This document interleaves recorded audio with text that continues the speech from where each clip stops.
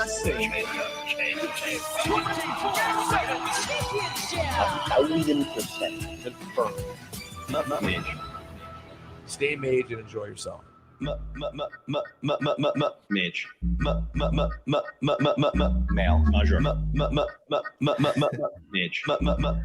Hey there, hi. It's still rooted. Mage. Male. Measure. Mage. It's still rooted. Oh, I'm sorry. Oh, I'm sorry. Oh, I'm sorry. Oh, I'm sorry. Oh, I'm sorry. Oh, I'm sorry. Oh, I'm sorry. Oh. Sweet Peter Rosenberg.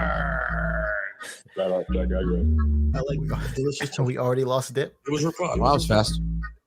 It's professional wrestling. The world's #1 sports and recreation podcast, coming to you not as a podcast, as a live show on this Wednesday, December 22nd.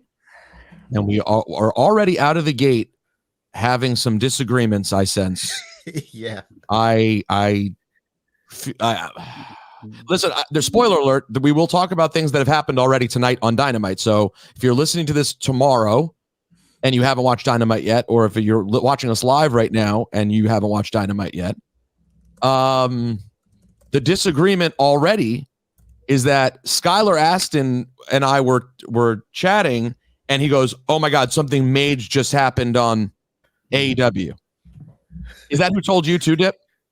No, I'm. My other chat, my other family. Who was that? Wow. There's several chats. There's the Ratner chat. There's the Skylar Ted chat. There's multiple chats. There's many chats. Where are we in this ranking of chat? The World Order chat. Crazy. We've never been invited to any of the other chats, SUG. The starters of the entire thing. You're too big.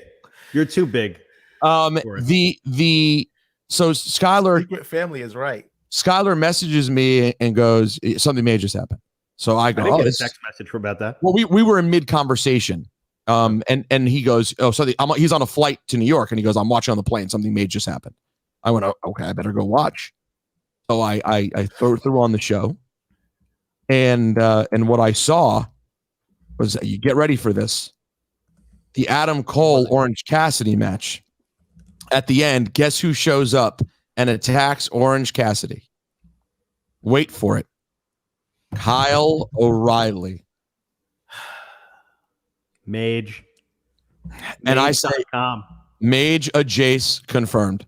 No, I said Major Jace. You said no, yeah, you say I agree with you. I said Esk. You're right. I added an S. And I say I can't, but Dip, of all the things that you call not mage, I'm shocked you consider this mage.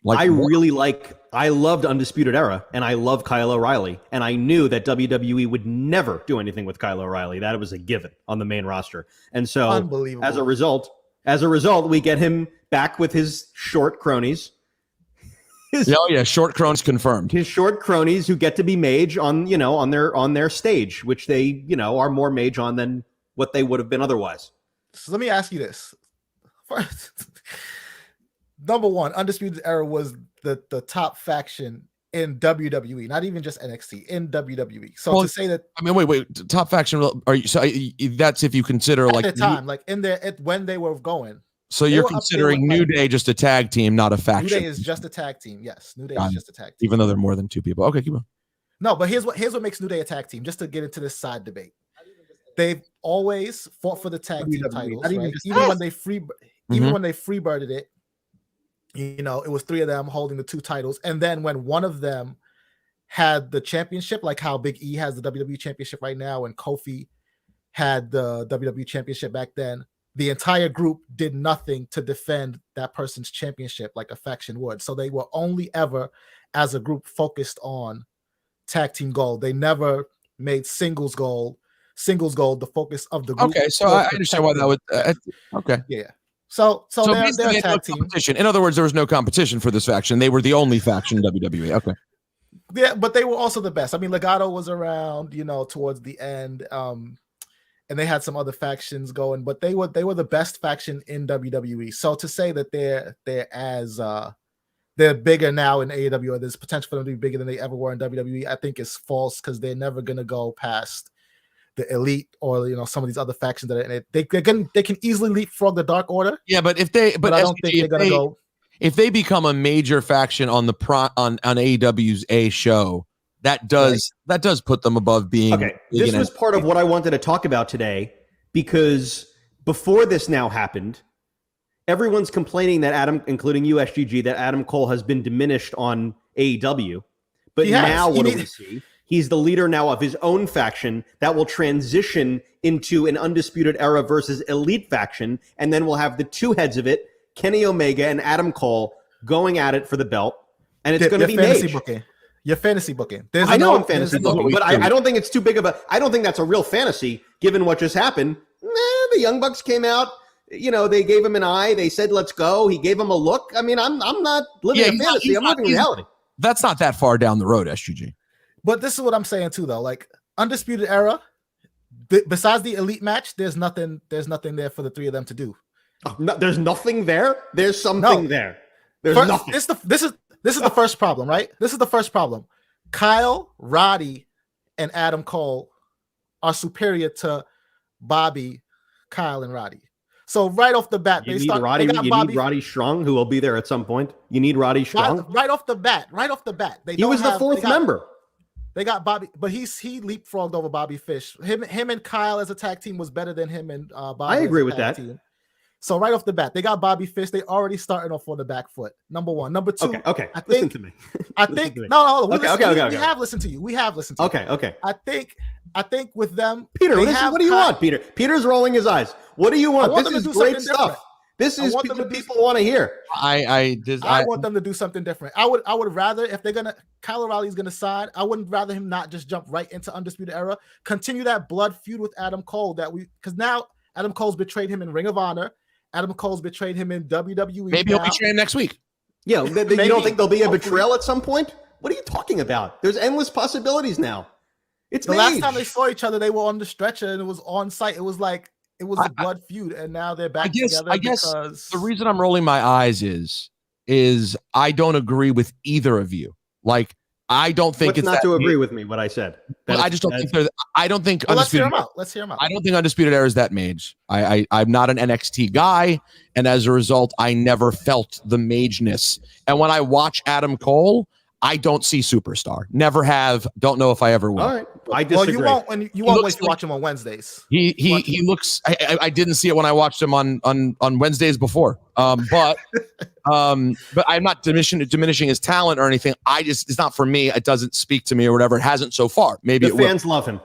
I understand. He's always been very popular, but among the NXT crowd, and I'm sure, I assume he'll be popular among AEW. I don't think he's been that over in AEW, to be honest with you, but let's see what happens.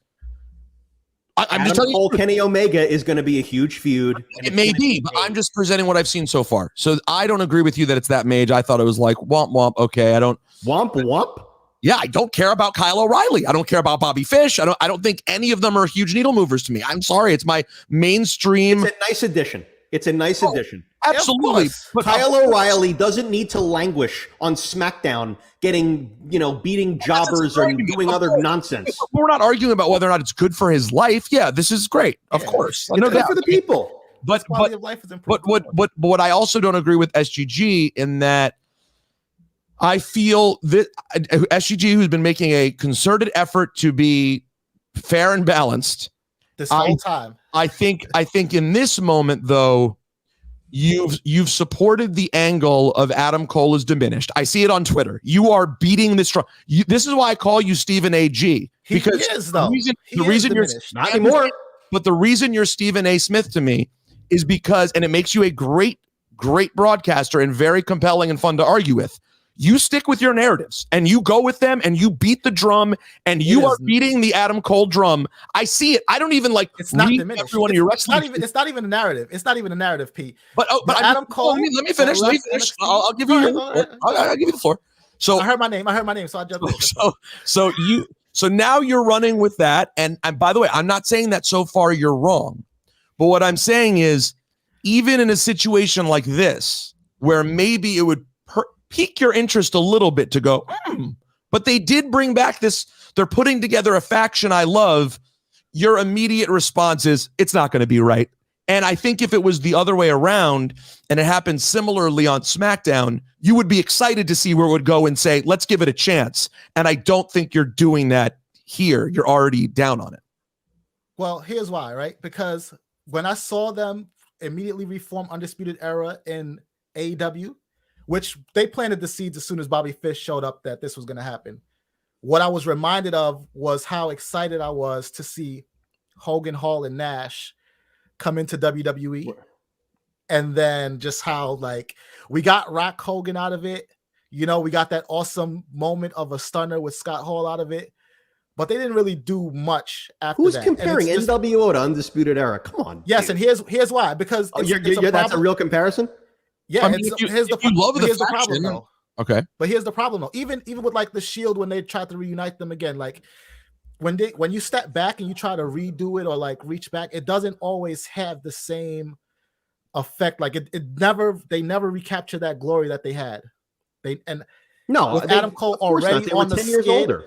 With Adam Cole already on the skid, I don't think putting him in Undisputed Era is going to necessarily recapture that magic that they had in NXT, or even the magic that he had in his whole career. Isn't that a pessimistic way of looking at it? It's a pessimistic way. They're going to recapture it. Nothing's going to be like the first moment. Here's what makes it not pessimistic to an extent, right? Because pessimism is just a view of things to come without any evidence, right? You just have a negative feeling going forward. But I've already watched them just de-swag my guy. Like I keep saying this. This is the turning around of that. Adam Cole is now made with his own faction of people that are made with him. Listen, I don't think it is. If it is, but why not? But why it is? But why? What do you think they're doing? They're building Adam Cole up to be a faction leader against Kenny Omega. Okay, we're about to see it. Rather than listening to you guys fight about this, I'm not saying it's not a reasonable fight, but now I know we've reached the point where we'll only be able to repeat the same thing. We've reached a stalemate. We have reached a stalemate already, but SGG, you keep saying they've de-swagged my guy. I would say, I'm sorry, if he was your guy, you wouldn't just keep repeating that same thing. You'd be like, let's see. You've decided. No, I've seen them de-swag. But you would never, if Brett had a bad. We listened here a few weeks ago when you referenced the idea of Brett having a memorable match on WCW. You even gave Brett, the benefit of the doubt at a time in which most people don't think there was anything Mage that happened whatsoever. And yet, 6 weeks in, 2 months in, you appear that you've already decided it's over for Adam Cole. Listen, if that's your guy, I don't want to not be your guy, because that ain't being someone's guy. Hey, let me tell you like this. Number one, not that it's over, but the deswagification of Adam Cole is happening. Like his stock is on the rapid decline. Number one. What are you saying? Two, Adam Cole is no Bret Hart. Let's just be real. Adam Cole's no Bret Hart, but the Undisputed Era is the NWO. What is this? And no, the Undisputed Era is the NWO in the comparison, in that another company is trying to take a property that was big with the competition put it together and capitalize on it. And I don't think there's no comparison between the two situations. No, that is the comparison. We're not talking about Hulk Hogan, Hall, and Nash, three of the biggest stars in the history of wrestling. We're talking about three guys who were popular in NXT, four guys who were popular in NXT. Who if Hogan, Hall, and Nash couldn't do it, who could? They're great wrestlers. WWE was going to do nothing with them on the main roster. They're now in AEW, back together again, and they're about to feud with the Elite. That sounds great, but it didn't answer my question. If Hogan, Hall, and Nash couldn't do it, who could? But they were coming down. Hogan, Hall, and Nash, to Dip's point, were because I was going to try to argue on your behalf, but he's right. It's so vastly different in that they'd already had their run at the top, and now WWE tried to squeeze the juice one more time. These guys had not even gotten to the mountaintop. They have a chance to maybe get together and turn this into the mountaintop. And maybe you'll be right and it won't work. I guess what I'm just saying is, and this is where I come down to the whole argument about brand loyalty. Who knows? Let's wait and see. Why look at it as no chance? I mean, I don't give a shit about it either way. I'm not interested no matter what they do, but you were. So I don't understand why you would decide not to be. Let me not be interested. I never was. I probably never will be. But I would think if he's your guy, See if he can turn this into some magic with all his guys him to be Mage? and the ball. He's gonna have the ball. I do, and that's why I complain. That's why I'm shouting from the mountaintops, because this is the spot that he's in right now is so far beneath him. Like, I watched him go and be the 6th most important member in a group when he could have went there and stood 10 toes down on his own, and now they've sunk his stock so far that they need to come back in and put pieces together to boost him back up when, again, he could have been doing this. They saved his career by bringing him over here. Saved his career. It would have been done in WWE. This is what I mean about the Stephen A part, though, because that's not what everyone's opinion is. The entire wrestling world does not think Adam Cole has been finished. That's fine that it's your take, but you do have to know that's a take. Like, most people think Adam Cole is finding his footing, and we'll see what happens with him. You're like, he's fit. He is not the same guy. They're killing his stock, but I'm just saying that is a take. That's not how everyone sees this. He's about to be headlining AEW pay-per-views with Kenny Omega in the next 6 months to a year. As soon as Kenny comes back, it's going to be an Adam Cole feud, and it's going to be Mage. Now, separate argument. I just never view Adam Cole as physically credible next to Kenny Omega. He looks like if Dip took his shirt off and jumped in the ring. With all due respect, what's wrong with that? Yeah, that's why AEW is the perfect place for him, though. No, and you're right, and that is why AEW is a better place. But it's still stands out to me. Like, even today when I watched the match, I was like, is Orange Cassidy just fighting a schlub from the crowd? Who is crazy? Well, I guess he needs to be tanner. He needs a tan. But he needs more muscle. He needs to go to Boca for a week. He needs to go to Boca and go to the gym for a week. And I say that as a fat schlub, though I've been crushing on the Peloton. If Adam Cole had Finn Balor's body, nobody would feel that way. If Adam, I agree that Adam Cole needs a little bit of muscle on him. So does Hangman Page, frankly. But and so does Kyle O'Reilly, frankly. But here's the deal. If you could go down the roster, Daniel Bryan never had a great body. No, Daniel Bryan's muscular enough to be credible, though. Yeah, he is. Daniel Bryan always has been. I mean, he looks right now, I think, almost better than ever, but he's generally in pretty good shape. I don't know. What I'll say is Adam Cole is beloved by the fans, including SGG. He tells a great story in the ring. He's a great wrestler. And I disagree with the credibility. I don't agree with the whole guys need to be big thing. Who cares what they need? Listen. No, he doesn't need to be. He doesn't need to be big, but he just can't look small. And that's the problem. Is that like because even a guy like Finn, right? Finn, I think Finn is Adam Cole's height, but Finn doesn't look small. Finn is physically perfect. Finn has made me question everything in my life before. The man's Finn was a bad example. None of us can stand next to Finn. I mean, come on. I got like Tommaso Ciampa though. Did I already name drop my story about Finn that I told him if I had the paint? I saw him putting the paint on. I was like, I got to tell you, if I looked like you, I'd never put this paint on. You said that to him? Oh yeah. I was like, dude. Yeah, of course. I was like, dude, if I looked like you, why are you letting them put paint on you? You should have nothing covering you. You look incredible. It's so that we can feel good about it. It's for us. The paint is for us.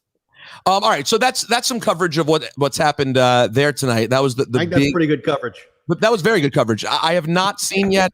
Did the MJF segment happen yet? Was there an MJF? He did a big promo just now backstage. Oh, it was backstage? Yeah. There might be one but backstage. But now we got Wardlow beating up somebody. I need my MJF moment in the ring. I need it front and center in the ring. I want to see Wardlow versus Braun Strowman, or Wardlow and Braun Strowman as a tag team. Oh, by the way, it could happen. Guess where it would happen? In WWE. That's where it would happen. Yeah, probably. You think Braun is not going to find his way back to WWE?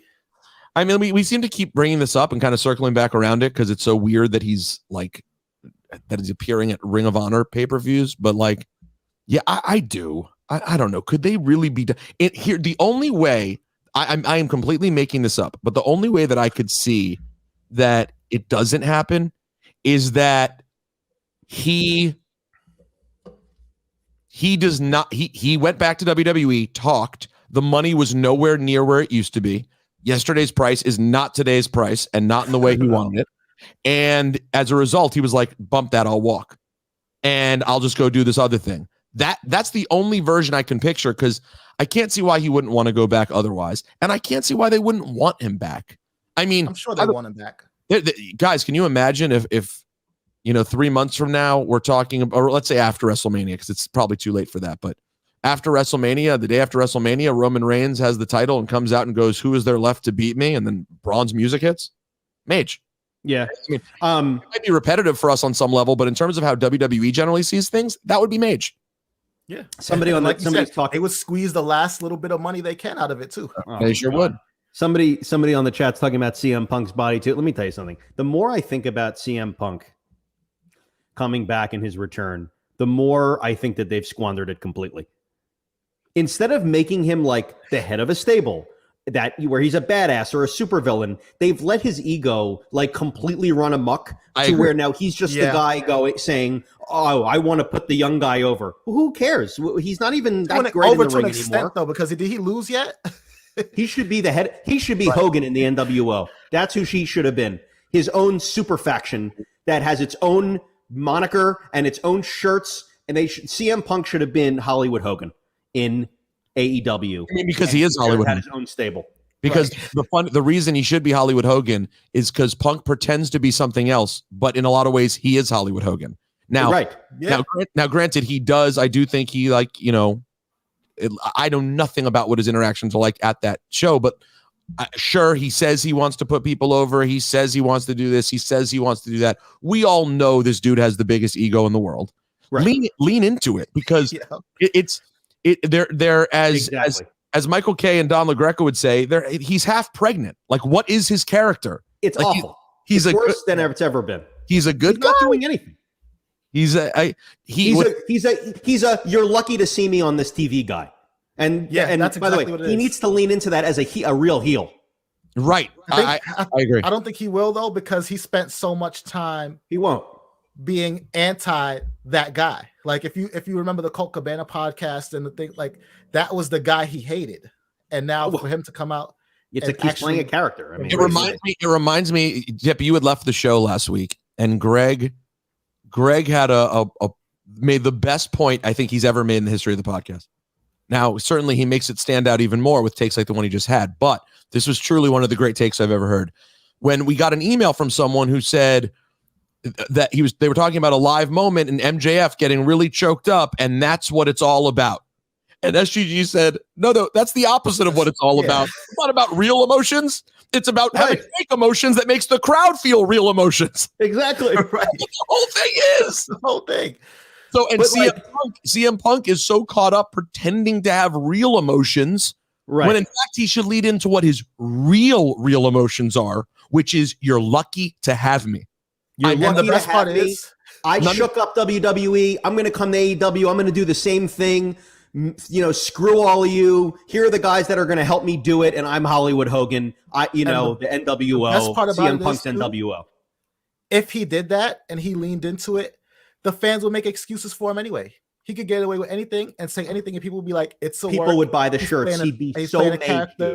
He could take it as far as he wanted to go with it, and probably be as comfortable as he's ever been on the mic. Yep, that needs to happen. They need to put the handcuffs on him and bring him back to life a little bit. You are a character on television, CM Punk. You are not, the god of putting people over. Okay, buddy. I don't think Tony Khan is capable of that, will you? though. I think that's a tough ask for Tony Khan. I think even though he's the boss and people in interviews are deferential to him and respectful, I think that when push comes to shove, he is a little still starstruck and awestruck. You're right. To where if CM Punk comes up to him and says, "This is what I want to do," that's the thing that's getting done. 1,000% agree. Wait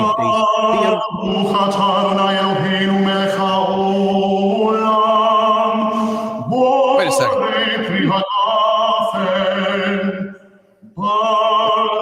Wait, what is that? I know what's coming. What is that? Oh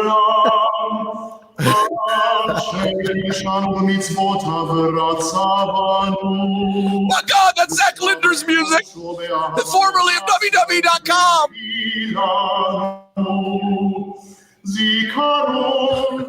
Why is this night different from all other nights? I have a few things to say about kayak.com to start. Yeah, I'm sure you do. By the way, that was Zach's, obviously the most important part of today's podcast for Zach was how upset he was to find out that I still have gone on Expedia.com. You're very emotional. I've told you need to call me. Listen. What could you have done? I couldn't get. I couldn't get JetBlue flights. I had to do flights that were on American. What are you going to do? Well, they're a partner. One world, the one world partnership. What does that actually mean? One world. What is that? We're separate from one world, but let me tell you, you're not in one world. There's no one world for JetBlue. American is a dear friend, a dear close personal friend. What is one world? I want to know what that means. There are three. I can't believe we're talking. It's on the plane. It's on the plane. One world. The one world. There are three major airline alliances. There's One World. You got SkyTeam. You got the Star Alliance. JetBlue, a part of none of them. Well, that's why I like JetBlue. Indy. That's why there's so much differentiation between the planes. Some have the snacks. Some have the screens. Some don't. Yeah. They need to be part of the alliance so they can have the same things as everyone else. Look, Delta is on USA. American is on TNT, and then JetBlue is up in Reseda. All right. So what did we say earlier today that we said we wanted to get to today that we did not get to? We said, well, let's do more besides some mail and Black Power rankings. Miz Edge, GCW I wanted to talk about. Oh yeah, Dip it during your going. You went to GCW. How was that? I got to see Jacob Fatu for the first time in person wrestle. I got to tell you, that guy is a huge star. He's the son. He's obviously an MLW star, but and a well-known indie wrestler. He is the son of Tonga Kid, and the nephew of Umaga and Rikishi, and was trained by Rikishi. And he's Mage. Oh my God. I mean, the scariest looking guy I've ever seen. He needs to be in the bloodline ASAP. Is he bloodline ready right now? I think so. Yes. He's a hardcore maniac looking guy. I mean, he's awesome. People are going crazy for GCW, man. I got to tell you, there's blood and guts. Yeah, there's blood. Did you see any glass shattered and there's things not of that great tacos. There's not the tacos could use some help, and the bar is a little lackluster. I didn't love the bathroom experience either, to be honest. But really? You didn't like the bathroom experience at a GCW indie wrestling show? No, I didn't care for it. There was a lot. I didn't touch a thing. By the way, Zach, I've noticed something. I was giving Zach a hard time earlier because Zach was expressing some of his concerns about MJF leaning into the Jewish character too much as a heel. We should talk about that. Yeah. Protector of anti-Semitism, Zach Linder. And I was giving Zach a hard time because Zach wears a hat that literally just has a Jewish star on it. And don't worry, Dip, I won't make the offensive jokes I was making privately about it. But I just make fun. I tease him because the hat is just like, it's just like, I want everyone to know. If you doubted already when you saw Zach, by the way, if you doubted already, he wears a hat with a Jewish star on it. And so in that thinking, I'm going to tell you something right now. I just realized this for the first time. And SGG, I know you may not be able to comment on this, but Zach, you can. Oh, yeah. Dip. I'm scared of what this might be. When we go up on the air, when we're live on the air, I think Dip Jews it up a little bit. His voice. Yeah, you Jew it up a little bit when you talk. You add a little Jackie Mason to your voice when you talk. You do. You Jew it up. But not when he feels really passionate about a wrestling point. No, because then the shtick kind of wears down and he's too busy being a nerd and screaming. But when he's more like just relaxed, doesn't have a lot to say, and he's being shticky, then he adds a little bit more. Can I get you a knish with that? It's like this New York, very Jewish. I'm going to Italian. I don't know why. You're going Sopranos. Wow. You're going Tony Soprano. Is that what you think? You never known a Jew like this, okay? I don't know how I got it. So I just got back from the high holidays. Let me tell you. Yeah. I don't know how I got it. I do love a good knish, though. Let me tell you something. I love knish. What's on my Seder plate? A little gabagool is on the Seder plate right next to the lamb shank bone. We had a lamb shank. We had a caller that I really appreciated recently on. Oh, it was on Ebro's in the morning. He called up and we were talking about different foods that you don't trust from restaurants. And he was an Italian, and he was talking about how he won't get tomato sauce at a restaurant. Like he only wants it at home from his grandmother, whatever, blah, blah, blah. Respect that. And he cut such a promo. These are his words, not mine. I'm not saying this. I'm simply repeating his words. He cut such a promo on, quote, fake Italians who call tomato sauce gravy. He went ballistic. It was the content. I was in heaven at this content. He was screaming, and so I came to the conclusion at the end.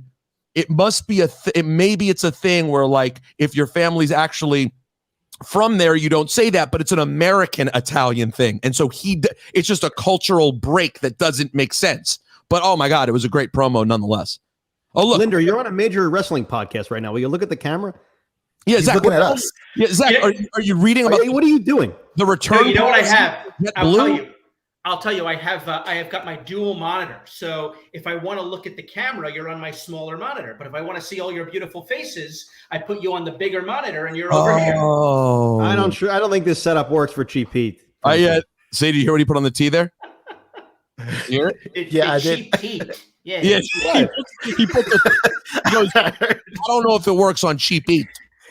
Cheap Eata? Is that my Is this my It's your It's your It's your It's your Can I tell you something with what I said to Dip earlier today? I said we were texting about his home. He was very nice to offer me and Amanda his home if we come out to LA when he's in Florida. And I said, oh, Florida? We can't call your home Dipperlago. You're Dip Boca Vista. Wait, I like Dip Boca Vista. It doesn't. What's the original Seinfeld? What's it fully called? Del Boca Vista. Del Boca Vista. Dip Boca Vista. By the way, I was watching a Curb episode just now. That was so undoable in 2021. I was borderline cringing. Crazy Eyes? Was it Crazy Eyes Killer? No. Not Crazy Eyes. You know, you can't do that one ever again. You can't. Although Larry, he couldn't even really do it then. Larry kind of walks a line of credibility with people that he gets away with things he shouldn't. I was good with it. Yeah, no one cared because he's so. My favorite episode. By the way, Crazy Eyes is so effing funny. It's such an absurd. Yeah. It's such an absurd character. It's not like Larry was trying to do a rapper well. He was doing it intentionally hokey, and it was so well done. Like the actor didn't even make sense to be playing a rapper. Like was the episode you watched? No, the episode that was completely undoable. I've been watching season 1 the last few days. That's how I've been celebrating being on vacation. I just keep Curb on all the time. The Wire is the best of season 1, but keep going. I already watched The Wire. The Wire is a fantastic episode. No, this is the whatchamacallit, the incest anonymous. Oh, the incest survivor. The incest survivor group scene is so.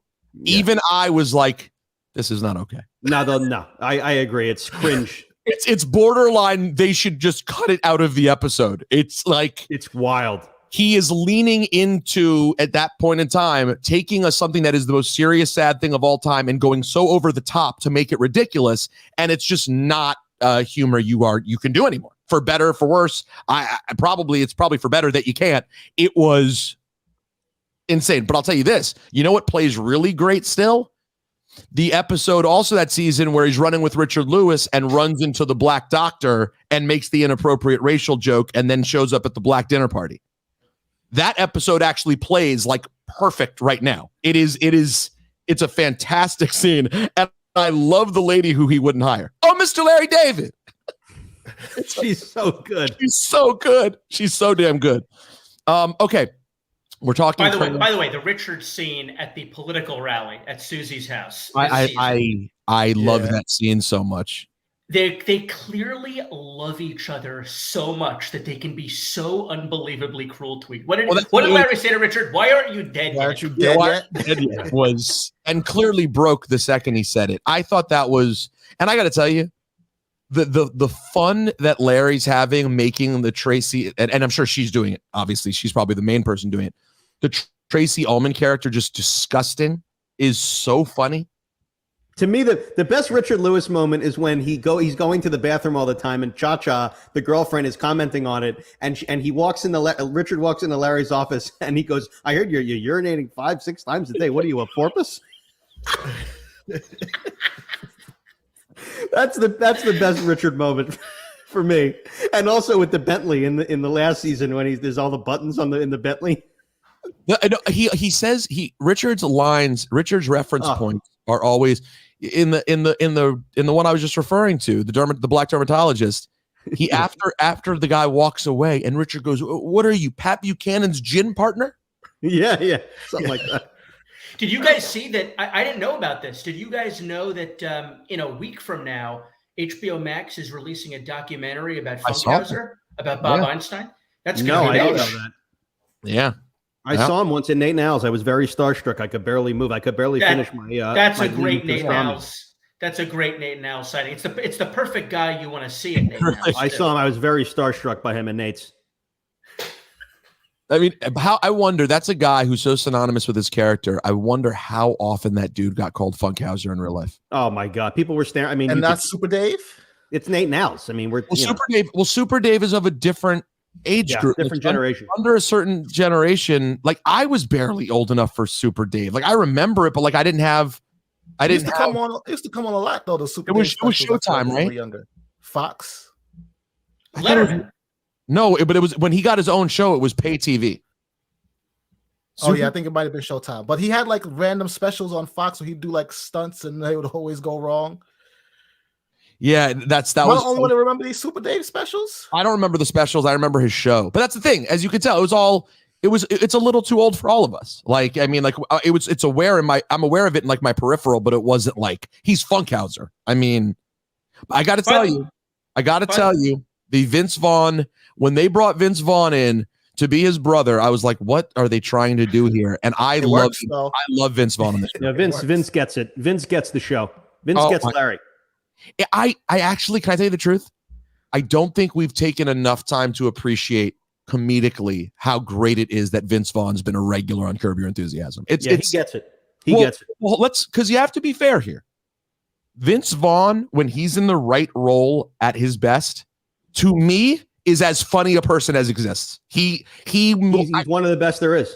He makes me, I understand in real life, he seems like a bit of a jackwagon. I can picture all those things.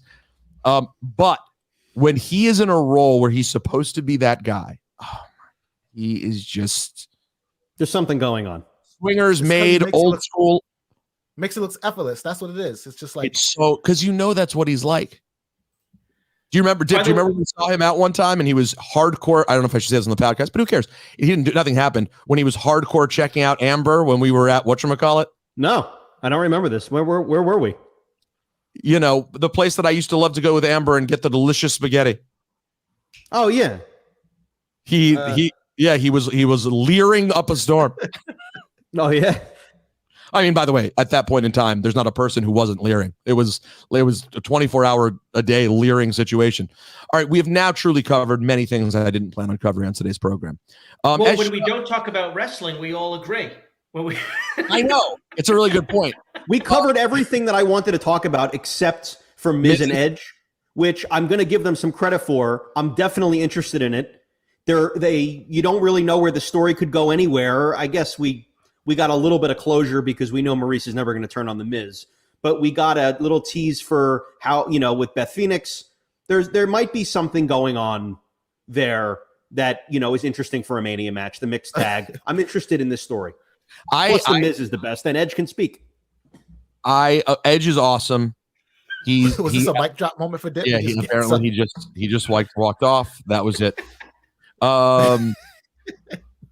However, I got to tell you, them together is potentially awesome. I mean, I can't say it's always easy for, again, like we talked about with Liv, sometimes I think that they put, Maurice potentially in spots that may be a little hefty for someone who hasn't been back and on the mic comfortably in a long time.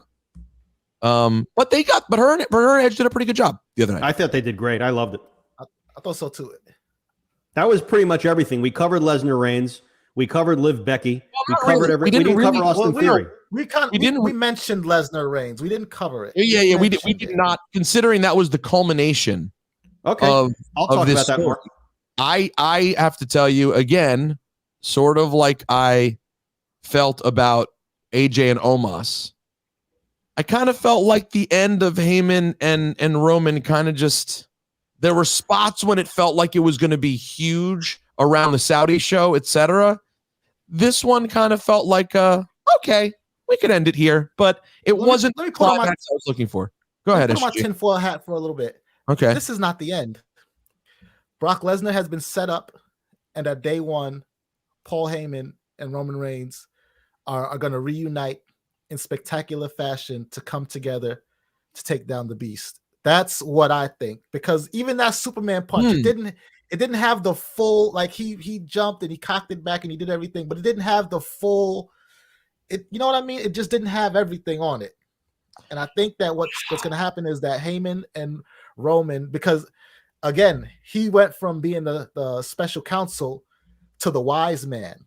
And this new level of wisdom that he bestowed upon Roman Reigns to earn that name had to have been how to definitively take down the Beast, how to get his guard down, because you're not going to beat him with the physical. So if you go to his heart, if you attack me, maybe we can catch him at a weakened state. That's what I think they set Brock up. I think it's a setup.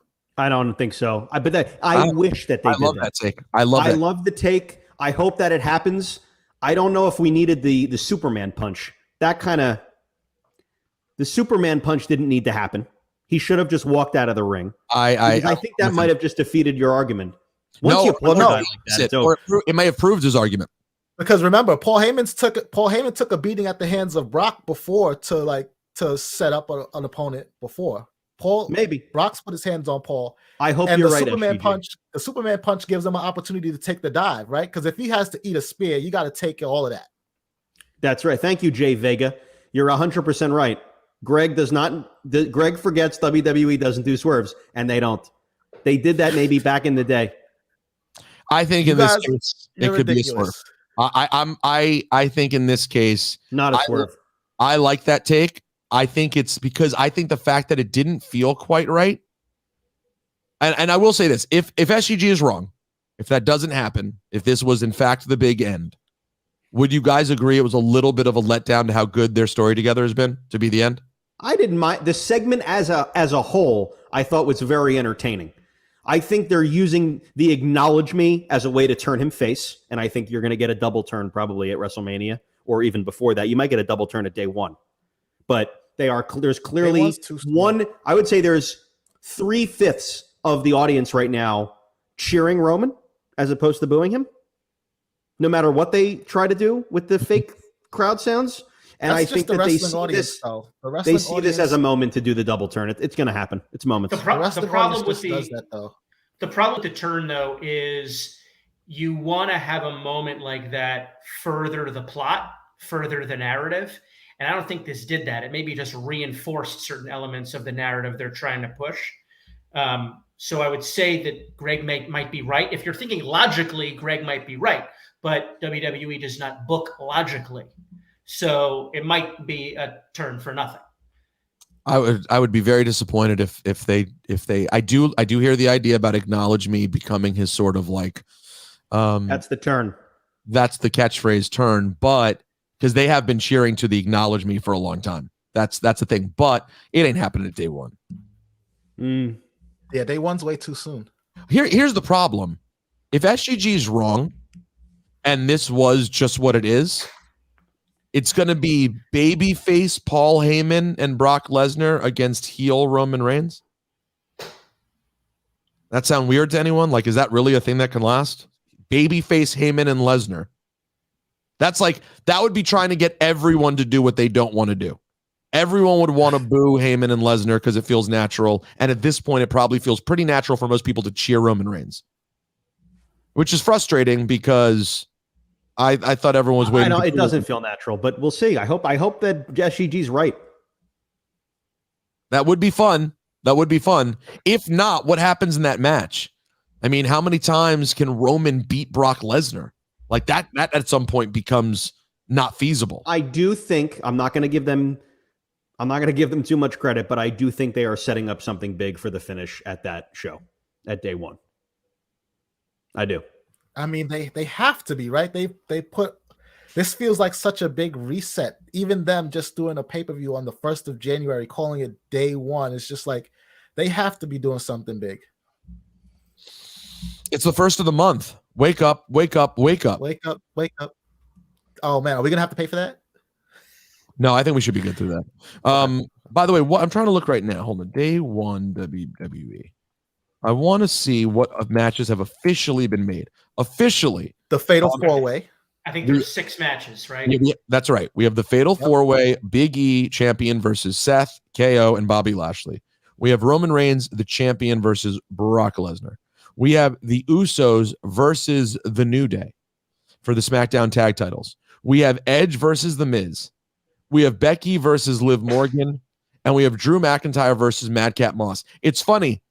The first 4 matches are WrestleMania adjacent. Yeah. They're trying to make this a big one. And then they drop off. There's a big drop off there. No, they're making Liv Morgan a big deal. That's know. a big deal. But it's not a soul on earth who could watch that match and think Liv's going to win, though. That to me is ultimately what makes a match feel like it's truly big time pay-per-view worthy. Can you watch the match and believe the title's going to change hands? No, but I think it can have a schmozzy ending to keep Liv a thing, because I think they still need to keep Liv a thing after this pay-per-view. I don't think that's going to happen. I don't think she can carry the weight of that, though. I don't think she can do it. I know this kind of goes against what I've said because I like the idea that you can have multiple storylines in the women's division on Raw, but I would have almost liked a way to entangle this story. So you could have had a fatal 4-way. You can't do a fatal 4-way and actually have that at the top, but maybe a triple threat and get Doudrop, Bianca, and Becky into a match. That would have been way more compelling to me. And much more interesting than what Liv is doing. I don't think she doesn't seem Rose as a threat to her. She just doesn't. You say she's a nice woman. I haven't met her. She seems nice, but it's just as an entertainer, as a character, I don't feel it at all. And then as far as the Drew McIntyre Madcap Moss match, you have to think that this would have been a tag team match, right?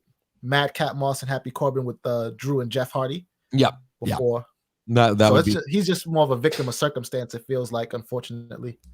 Here's a random question: could Madcap Moss be Mage? That's ridiculous. I mean, he could be. Riddick Moss. What'd you say? That's ridiculous. Is there any world in which it could happen? I don't know. Not yet. I think they got a 50-50 chance. I haven't seen enough to decide yay or nay. Really good question here from Aspiring Quizzer. Will our 24/7 champion enter the Rumble? It's a great question. I feel like you can't answer that because if you answer yes, that feels like a spoiler. By the way, here's a fun fact. Here's a fun fact. The Royal Rumble will make 1 year since I won the 24/7 championship. I know. What are we going to do to commemorate the day? We never did go to Vegas. We never had a crazy night in Vegas with the title. Well, we went to Vegas. We went to Vegas. I know, but Dip had COVID. Dip had COVID. Dip had the Dipperstein variant, and I didn't have the title anymore. By the way, Dipperstein, I don't want to bring something up that's should not be for the public, but I think it needs to be said. You know, you told me not to buy the 24/7 championship and get it framed and everything because you were going to do it for me as a gift. You were going to frame, you're going to do the whole thing. You were like, don't do it. Don't do it. I'm doing that. I'm doing that. I'm going to make sure you get it. Don't blah, blah, blah, blah, blah. And as you guys see on the wall behind me, here's what I'll say. In Dip's defense, it's a big thing to do for the 1 year. You still got time. It's a big thing to do for the 1 year. I wasn't even saying it like that. That's a great point. Here's what you just did. Okay, you ensured that you're going to get it. because when you said it, Natalie was like, "Oh, I wanted to do that," and I said, "No." Dip said he wants to commemorate the moment. I think that she and I are in enough sync as human beings at this point that we could potentially collaborate on that gift. I mean, listen, it needs to be here. I think it needs to be a frame with a picture of the moment. It's unfortunate that I didn't have my own side plates. There was no. Yeah. Imagine how mage would it be if there were side plates that said like "Stay Mage" on them? Ugh. I don't think the 24/7 championship gets side plates though, right? Because it's exchanged hands so fast. You want to be engraving and engraving. Oh yeah. By the way, it's been 3 months since Dip said, "Oh, I owe you a wedding gift." Also true. Yeah. And SGG, by the way. Still. Well, no. Can I tell on the podcast what I gave SGG for his wedding? Because I think it was mage. It's hilarious. But this is tell him what you did, and I'm going to tell you what you should have done. Oh wow, this is big. So for my wedding, which was about a month and a half before Greg's, Greg and Crystal gave me a lovely card with some cash inside. And what Amanda and I did is we just took the card, crossed out our names, wrote in Greg and Crystal, and just did not move the cash an inch. It just went right back. Right back. Now, what you should have done Here we go. is put $1 in the card and then hang it over my head for forever and ever that you gave me the better wedding gift. That's a great point. That's a great point. You could have even put in a 5-ski if you wanted to really be. Yeah, if you want to really go over the top. Well, Dip and I have spent a lot of time talking about SGG's gift. So there's some there's some work being There's done. actual chatter going on. Zach's gift I actually moved on very quickly because I had just been guilted so badly about a gift I didn't give my producer, my former producer at ESPN. I didn't send him his gift for like 7 weeks. Randy? Yeah, it was RJ, and I was crushed. I mean, day in, day out. The fact that I didn't bring the money in hand and hand it to him, they considered me to be like a classless repug person. And it was actually a very awkward thing on the show because I wouldn't back down. Like, it was just a cultural difference I refused to be punished for. I was like, is there not a grace period? Is there not is there a window? I said in my family growing up, there was never a time when at any event we expected that people would show up cash in hand. I never thought that. And by the way, maybe it's a thing of like privilege to some degree. It's like, people send checks and they're good for it. And you don't worry about it. Maybe that's what it is.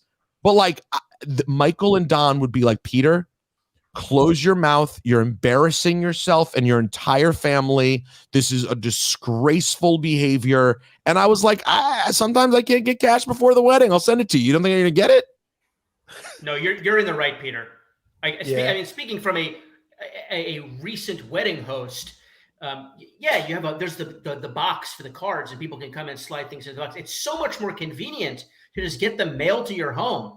And then you put them in a pile, and then one day you just go through the pile. SGG, particularly for you, that must have been annoying. You guys were in Mexico. You had to slip it from Mexico, yeah. Yeah. Bro, me the money and send me a nice text. What are we doing here? Like, how deep does this need to be? Yeah, shout out to the people who hit us on Zelle. That was perfect. Oh, some people just yelled at that. Yeah. I'm not mad at that. No, hey, guys, I'm not mad at it either. You guys want to do a little mail? Why not? We're going and going, by the way. This was supposed to be 30 minutes. Thank you for having me, by the way. This is a real thrill for me. Well, and by the way, you now have mage music for any time you appear. Dip, do you know how I found the song for Zach? No. I went on Spotify and searched Kiddish. That was all it's Josh writes us and says, currently watching Raw, does the piped-in crowd noise annoy you as much as me? I want to hear the authentic reaction. It feels like the crowd is turned down with piped-in noise over them.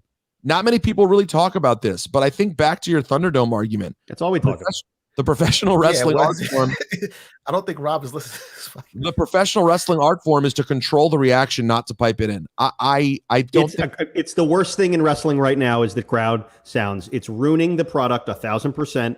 You have people, they have, it's so crazy. It's so obvious and weird that they have it in backstage promos. When people talk, they make it lower. And when they're not talking, they make it loud. Like, come on. They're standing there at a fader. It's bizarre. It's terrible. I mean, whoever thinks that this is the right thing to do, I don't know who's producing the sound, but it is obscene that they think that this is. You're not using your standard line, which is, this is a high school production. Oh, yeah, like that. It feels like it. They're lowering the crowd sound when someone's not talking, when someone's talking, and then they move it up when they. I mean, how obvious is this? It's Yeah, crazy. I don't hate it as much as Dip, but it is bad though. It's bad. It's I mean, indefensible. you can't hear It's things. indefensible. Well, Sometimes they miss like the cue when the person's talking, and you don't hear the first 5 words that they say because of He's the doing it up crowd right now, sound. by the way. Yeah, did you hear I said say? Oh no, I've done to Dip what What are Dip, you doing to me? I've done to Dip what Dip has done to Natalie. He's going to be thinking about it all the time. I'm not thinking. This is me. You're getting real authentic Dipperstein here. You're getting real authentic Jewed up Dipperstein. Wow. So You think you know people in this town. it drives me crazy too, especially in promos, because you have to allow the person with the crowd there to learn how to work with the cadences and the ups and downs of the crowd. And when you're piping in sound, they're not ever actually going to learn. Like I think of Liv as being someone it hurts. Like she's got to learn how to do this. And I think it's I think it stinks. Here we go. Mail. Gentlemen of Cheap Heat, the most mage podcast in the history of entertainment. First, congrats on your new home, The Ringer. And the artist formerly known as Stat Guy, congrats on dying, I mean getting married. I very recently came across a tweet from the Forever 24/7 champion about XXL Magazine. I didn't know XXL Magazine still existed. I thought it got married. I mean, died. My question is, why would a 24/7 champion with the greatest magent in the world worry about a magazine that hasn't been relevant since the invention of the internet? Also, to the physically large SGG bro, MJF might be the best wrestler alive today, not named Roman Reigns. So let's take the AEW gate, I assume you mean hate, down a notch. This kid does it all. Thank you for that. That is a nice message. And I'll say this about the only thing I'll say about the XXL of it all is that We're circling back to this. I'm circling back briefly to the fact that, you know, XXL basically did an adjace version of a PWI 500 of people in the hip hop industry with like 150 people. And the desired intent was to get people to talk about their brand. And it was a smart plan. Like they gave mage people this quote unquote honor. And as a result, these people all posted about being honored. And for a few days, it gave them the rub, if you will, to have all these people mention it. And they literally named every single colleague that I have to this list except me. And I was bothered by this. And I waited out over the course of a day. And I ended up erring on the side of speaking about being offended by it and being hurt by it. Part of it is because I'm reading a book called Nonviolent Communication. And it's a really, really useful book in terms of how we all communicate with each other. And I'll hopefully you as my friends will one day reap the benefits of me being less obnoxious because of it. But in this specific case, I talked to a few friends, and most people that I'm close with said the same thing. I heard from Ebro about this. I heard from my brother. I heard from another friend who's very familiar with being in the public eye and dealing with PR and stuff. And most everyone's gut reaction was, don't say anything. Don't give it anything. And I realized that I understand why we say don't give it any attention. But I decided that really the reason we're doing that is, I believe, and you can tell me if you think I'm wrong. It's fine. I don't know that you'll disagree, but you could tell me if you think I'm wrong. But I believe that it's sort of like a PR move to protect our ego. We don't want other people to think that we're affected by it, because if we don't do that, then it leaves the question in the air of maybe he said no, maybe he doesn't care, all those things. Whereas to come out and say I was hurt by that means not only are you admitting being hurt publicly, you're also calling attention to the fact that you were left out of something. So both of those are kind of publicly a loss.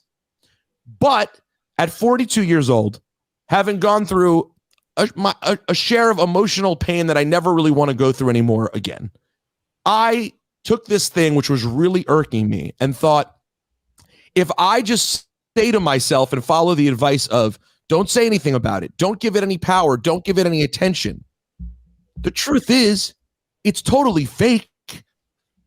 I'm hurting. I'm hurting and I'm pretending publicly to not be hurt as to put up an aura of invincibility.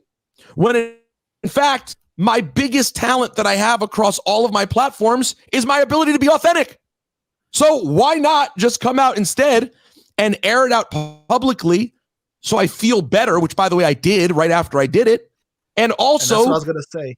And also lean into what I do well, which is share my real emotions with the people who do support me. Sorry, SUG, go ahead.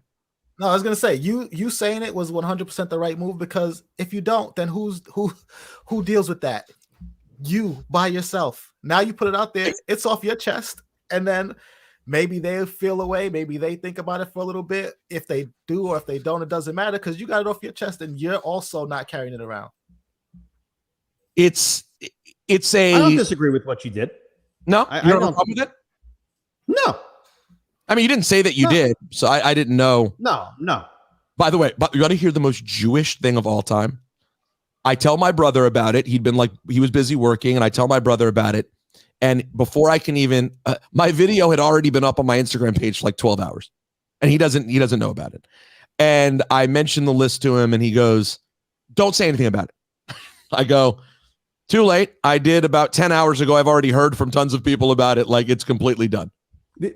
The only issue with it, the only issue I have with it is that, like, I truly believe that it doesn't matter. So does my brother, and that's his point. Is so my brother like, is. I'm not trying to make you feel better. Like, I deep down inside, like, believe, like, what is this? It's nothing. Who cares? It's completely what I said. But if it feels a certain way to you and you want to express that I have no issue with that, and it was fine what you did. I'm just saying I look at that thing and I go, there's so many. I mean, the fact that they put on the other two and didn't you is ridiculous and wrong. But there's so many gajillions of people that I know in the hip hop community that were not on that list. I know, absolutely, 100%, and that's true too. So my brother, though, he says, "Don't say anything about it." I go, "Too late." He goes, "The whole thing is stupid," and he starts naming some of the people on the list that bother him and that are ridiculous, and some of the people that aren't on it and how it's ridiculous. And I'm like, no, I agree with you. I'm not saying that. I'm just saying when they chose to put Ebro and Laura on it and leave me off, they decided to essentially give me the middle finger. And I'm just letting them know publicly, mission accomplished. It made me feel bad. Thank you for giving me the middle finger. I don't know why you did it. I guess I've complained about your list sometimes, like as part of a conversation, as we're all supposed to have. Isn't that the point of the list? But okay. But then my brother proceeds to call me that night and literally not thinking he's making me feel worse, just sits on the phone and is reading every name on the list. And I'm like, and he gets through like 12 of them. And again, he's pointing out in his mind, how absurd it is. But I'm like, hey, dude, it's not making me feel better to read every single name on the list. But guess what? I heard immediately from Mage people who I haven't talked to in a long time who were super appreciative of it. So the vibe thing was nice. The vibe thing was nice. It was nice to get a shout out for the song Snake Eyes. It deserved it, and I appreciate it. Mail. So let's go to Joe, who says, Sweet Pete, the EST of CHP, and International Delight. First and foremost, a happy and healthy holiday season to all of Cheap Heat Nation. What a year it's been. A couple of episodes ago, you guys teased a Tears of Mage breakdown. 1,000% that needs to be a standalone episode. But the Tears of Mage got my juices flowing and got me thinking, what if there was a tourney set up with the most mage wrestlers from each promotion? Here's the representatives I selected based off their 2021 and current title holders. WWE, Roman Reigns, Big E, Seth Rollins, Bobby Lashley. AEW, Adam Page, Kenny Omega, Adam Cole, and Bryan Danielson. I don't know if I would replace Adam Cole. Contradicting everything I said earlier with somebody else. Exactly. No, but he's for the moment. No, at this moment, I'd put CM Punk ahead of Adam Cole. Yeah. And WWE, you have to replace Seth with Drew, I think, just based on the last couple of years. Yeah. That is such a.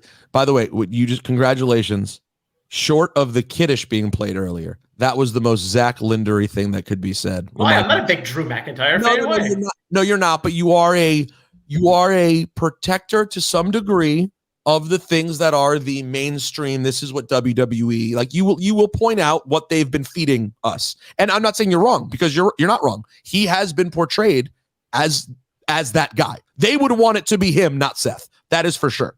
Does anyone else think they're diminishing Sting by now putting a different face paint on him every week? Keep the same face paint, buddy. Okay. I don't think. Well, and Dipperstein has said the most Dipperstein thing of the night. So thank you very much. Yeah, all right. Keep going with the tournament. No, he then went on to do New Japan and other. I'm going to stop it at WWE and AEW. It is a fun fantasy booking idea. The overall mage of I don't think you can like compare the mage to the mage in that way. Two completely different situations. The Tears of Mage is way more mage. The Tears of Mage is phenomenal. We went over it at Peter's place, but it's so scientific. I forgot to tell everyone what Dipperstein did that night. I'm sorry. I have to. Okay. Mainly for SGG because Zach knows. Yeah, I have no idea. And SGG doesn't know. Do you even remember Linder? Oh yeah. Okay. How can you forget? So everyone knows that Dipperstein is maniacal on the subject of spoilers, right? Everyone, our audience, you guys all know. By the way, hit a Even like tonight. If you're even tonight. And if you're in the YouTube and you haven't hit like yet, please give us a like. We need a like and a subscribe right now if you're in the YouTube. For real, those add up. I need those subscriptions. But way too late to be making that request, but I know I'm not good at doing this job. But real quick, go hit that. And also, you guys all know that Dip's obsessed with this. There's spoilers. There's no bigger sin than a spoiler. So that night we had a little mini pre-Omicron get together of just to watch wrestling on a Saturday night. Natalie was out of town. Dip's obsessed. Whoops, sorry. Natalie was out of town. And is that a drop? No, I was trying to. That was coincidence. I was trying to see our Twitter page, and Natalie's out of town. And I figured let's just watch wrestling like the boys. So we have a fun little group get together. Zach Linder is there. Dipperstein is there. My neighbor, who was Finn on The Sopranos, is there. He's a great guy. He is a great guy. Big Mets fan. I approved. Dave Easton is there. The great Dave Easton. Also a great guy. And AEW super fan Brian Mann is there. Oh, it's disgusting. So at this point, Dipperstein knows, because he was with me earlier, that I had reached out to Santana from Santana and Ortiz to see if he was around and wanted to pop by because he doesn't live far from me and is obviously a wrestling fan.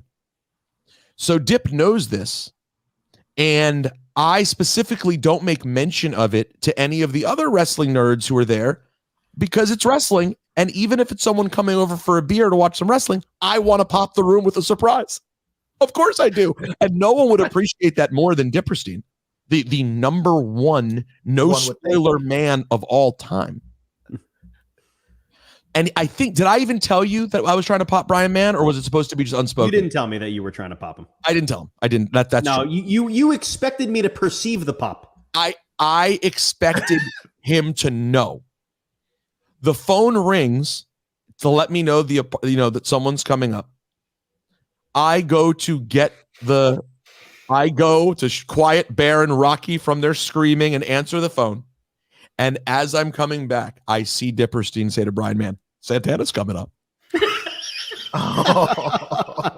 And to be 10 seconds before the random pop. And by the way, I'm not saying Brian wouldn't have fainted or anything, but it was a good random surprise on a Saturday night while you're watching wrestling. You know what it would have been? It would have been. Wait, was it actually Santana? No, it was. I need a moment to defend myself after you're finished the story. All you're going to get is a moment because this is I need a moment to defend myself on this. So that's it. And then Santana came and we watched wrestling and told wrestling stories and had a great time. And that was it was about an hour of keeping cool until we just started peppering Santana with Chris Jericho. Yeah, it took an hour, and then we went crazy with Santana. And then it got way out of hand. But wait, before Dip defends. By the way, it got out of hand. I was embarrassed for all of us, frankly. I was ashamed. I was ashamed. I wasn't really paying that much attention. Did it get that bad with the peppering of questions to him about random? Brian Mann got bad. Brian started going in. If I was closer to him on the couch, I would have been jabbing him. There would have been jabbing. But okay, let me defend myself. Okay. Wait, before you defend yourself, I just want to say that it wouldn't be from Brian Mann. I want to be clear what the reaction would have been. It would not have This is been, about what? Wait. This is my defense. Okay, go ahead. Go ahead. This is me being having such guilt and just my personality. Okay. Me always wanting to make sure everyone in the room is feeling good about themselves. Okay. So by me telling Brian Mann that Santana was moments away from walking in the door, the thought process going through my brain was that I know that Brian Mann would pop knowing that Santana is coming up to say this, to hang with us.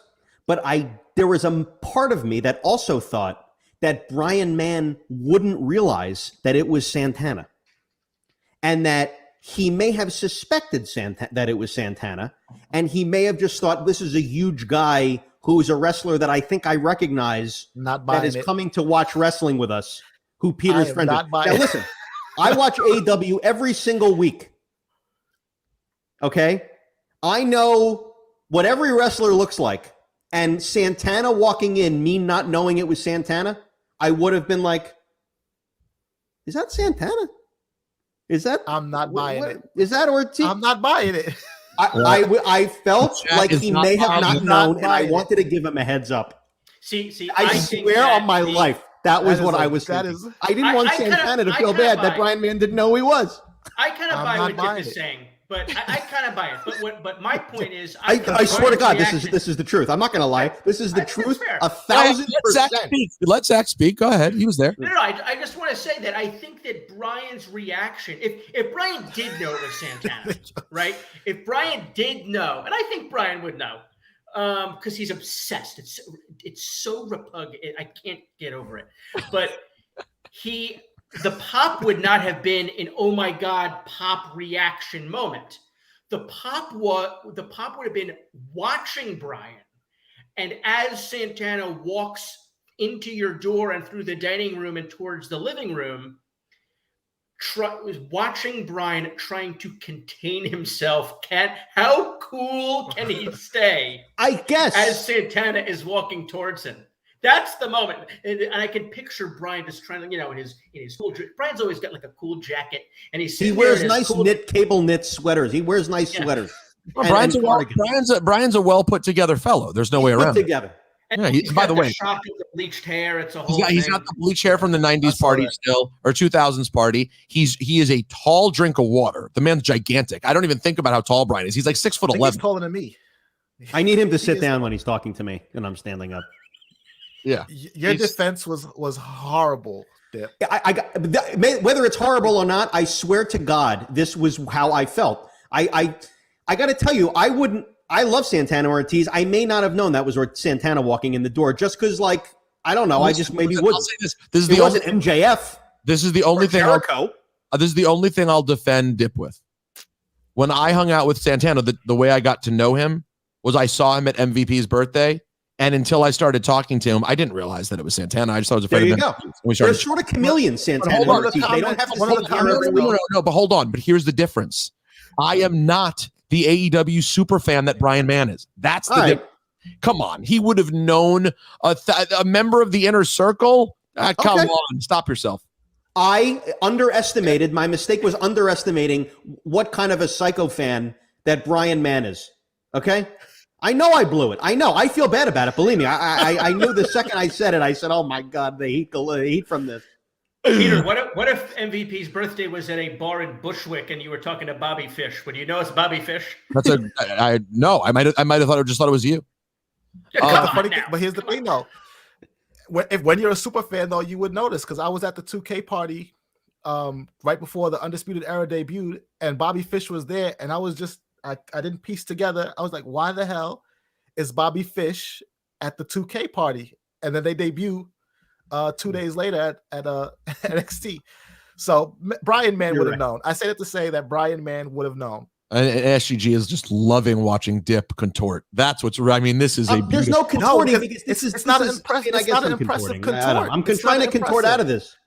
Somebody said it's SGG adjacent. I detest that comment because I would have QD'd. I would have been out of there in a second. This Dip is just floundering. Yeah, the Dip's. You don't even know who Santana and Ortiz are. Okay, give me a break. Don't deflect. Don't deflect. Dip is, now he's deflecting. All right, let's take one last one and put a bow on this special. Mail. There's you people talk about bonus episodes and they get the content of the millennium. The people are getting an hour and change bonus here, plus a 20-minute Zelina Vega interview. This is just we're going and going. At this point, the episode we released earlier is the bonus because this one is longer and more wrestling talk. Here we go. I just want to say that Greg is in the outer circle. That's it. That's it. Now here you go, real quick. Dip. I'm putting this. I'm texting Dip.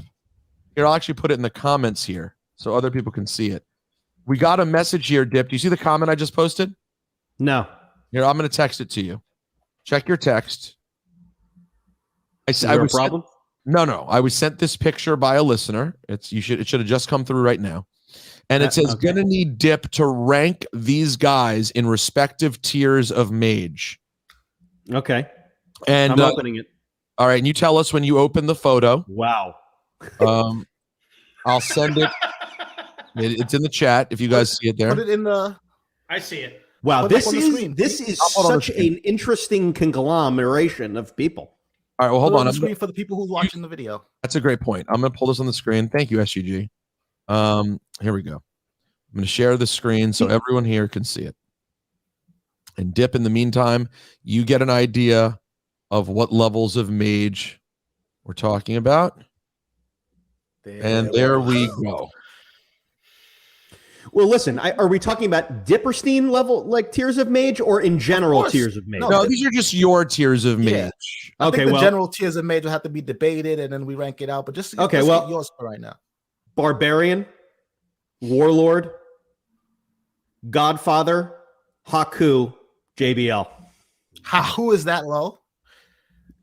Well, yeah, I mean, come on, it's Dip. He's not going to get above Warlord and Barbarian. Barbarian is number one, then Warlord, then Godfather. I love the Godfather.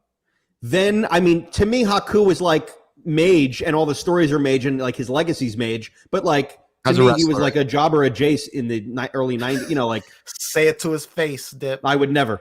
God forbid he ever hears this. Oh my God! But thank God I just put a new lock on my gate today. And JBL, I guess, would be less just for me because that wasn't like my era. That era was my least favorite era. So all right, now the real tiers of mage, JBL 1. Yes. Yeah. That's right. JBL 1 confirmed. Yeah, JBL is the highest one in the group. 2 is interesting. Yeah. 2, I would go Godfather. It's probably Godfather. It's I don't know. Well, who are you? Because with Godfather, you get Papa Shango, you get Kama, the fighting machine. It is Godfather. Yeah. It's Haku. Zach, for Haku to be it, you're factoring so much of like behind the scenes and what we know about him, but not the TV character. That's a big part of it. That's a huge part of it. That's not what Tears of Mage. Kayfabe Mage here. Yeah, Tears of Mage is about. Tears of Mage is kayfabe. It's Godfather and even if you did work in the backstage stuff, now that I think about it, because Godfather was in the Bone Skull crew, right? Is that what it's called? That's right. Bone Street crew or something. Yeah, he was in. It's JBL, Godfather, Haku, Barbarian. I would say Barbarian, Warlord. Well, look how mage they still look, though. The powers of pain. God, they are just wrestlers. That is what a wrestler looks like. I might put Warlord ahead of Barbarian only because he has the more memorable moment at the Rumble, even though it's a moment where he's jobbing out. It's the more prominent moment. But Barbarian has so much longer than Warlords. Yeah, and Barbarian and Haku had that mage tag team in WCW. That Faces of Fear. About the Faces of Fear. Can I ask you a question? And then we'll go out here. We'll put a bow on this thing for real. But Here's my question. Why has JBL not come back to be a character on camera, at least as a manager, some sort of something to someone? Like, he still looks and fantastic and can talk. I would love to see once that. a month. He doesn't need to. He's got stuff to do. He's better than that. That's why. Would you rather once a month? He's got the Peter Rosenberg gig. Exactly. If it were you, would you rather be in Bermuda all the time and then popping in once a month to do something? He's not in Bermuda anymore. He's in Bethesda. He's a Maryland man. But see, I didn't know that. But to your point, let's assume it's not his choice. It's that they haven't reached out. Why would they not try to find a use for him to help get someone over? I don't know. I feel like him and he could have helped Corbin be more mage. I feel like there's a lot of people that you could put him with. The whole Vince thing they're doing with Austin Theory, I feel like him taking someone like him under his wing and teaching him to be mage. I think there's a lot of things that JBL could do. Yeah, but they have this weird thing against managers that Heyman has sort of been able to penetrate somehow, and he's still around. But they don't like managers, and they have also this whole thing about, oh, what's the new? We have to move on, like I have to stay fresh. And so and he represents kind of an older guard. That's why he's on the panel as an older guard guy. Yeah. What a great comment. For JBL to come in, he would have to lead a stable. He can't just be a guy next to another guy. What a great comment. Yeah, I like that, SGG. What a great comment from Patrick. JBL has one of the great heel bodies of all time. It's true. It's so true. Patrick's a great guy. He's like big and intimidating, but slightly flabby. But my God, I mean, man. He looks like a guy that you might feel like you could. When he hit the lariat, the blubber when he hit the lariat was on fleek. Blubber. By the way, before we say goodbye, the photo that we had on the screen a moment ago, how much do you think it would cost to have just have dinner with that group? Can we have a meal? JBL and the Godfather drive the price up. Yeah, big time. JBL, he's not feeling like having dinner with you less than $5,000. How much would it cost to eat a human head with Haku? $2,500. Yeah. He'll do it for $2. Barbarian. I would eat anything with Barbarian. Anything Barbarian wanted. Will you just finish that sentence? Just try that sentence again, and no one say anything, and finish it. Dip. Go ahead. Anything Barbarian wanted, it's on me. No. You were gonna say I would eat anything with Barbarian. That's what he said. It's true. I would eat anything with Barbarian. Mail. Shout out to everyone in the mailbag. RosenbergBeats@gmail.com. Oh, SGG, hold on. Even though you didn't have much of a Black Power rankings, we did tease that we were going to do. I'm black, y'all, and I'm black, y'all, and I'm blacker than black, and I'm back, y'all, and I'm black, y'all, and I'm black, y'all, and I'm blacker than black, and I'm black, y'all. Do you think anyone's had the moment yet of they're watching the movie in which that song appears and they're like, holy ish, it's the Black Power ranking song? That movie is so scarce now. Like, it's hard to find people. I don't even think people know which movie it's from. I like that we're not saying it either. Let's keep it that way. Oh, okay. Thank you, SGG. Well done. Thanks a lot, Dip. Okay, what do you have here? Well, I alluded to it earlier today. Mark Henry is definitely coming in as an honorable mention because I saw your Instagram live, and he came on at the end for a huge a cameo, popped me, and then he told it like it needed to be said. How dare Double XL think that they can put out a list and not recognize Peter Rosenberg in the world of hip hop? So just for telling the truth, thank you alone, Mark Henry's coming in honorable mention. But after this Monday, I was giving it to Bianca Belair all by herself, because if people listened in that interview that we did, or that you did a few weeks ago, she talked about feuding with Doudrop and how much it meant to her to be able to take somebody and elevate them. And then on Monday night, not only did we watch her elevate Doudrop, but then we watched her Doudrop it like it hot. Yep. For the biggest KOD we've ever seen. It looked awesome. Shocked the world. The crowd popped for it. Big win. Doudrop is on another level. Bianca Belair is on another level. She's coming in at number one. There is never going to be another Bianca Belair number one on this week's Black Power rankings. She was awesome. The Doudrop thing's been great. They should turn it into a match of the pay-per-view, in my opinion. Travis Richardson says that was me about the CB4 moment. Kevin, I think, says the same thing happened to him. Guys, we appreciate you all. I hope thank you guys for staying to watch. Yeah, we appreciate you hanging out. Zach Linder, we appreciate your running. You're great. Thank you for having me. I love you all. You're my nearest and dearest. By the way, you'll appreciate, Zach, that Andrew Goldstein asked to be a part of this and then ran out of time and wasn't able to show up. I could have predicted that 1,000%. All right, guys. Merry Christmas. We'll catch you guys next week for a Tears of Mage special. Merry Christmas. Happy Kwanzaa. Shout out to all the commenters. Shout out to Peeps. Yeah, shout out to all you guys. Appreciate you all. Make sure you hit like and subscribe on your way out the door. You're some great guys. Oh, yeah. See you tomorrow. Oh, yeah, Dip. See you tomorrow. What are your thoughts? We're going and going. The greatest professional wrestler in the history. We're going to spend the whole day Friday schmying around. Oh, yeah. Big schmy day. So long, everyone.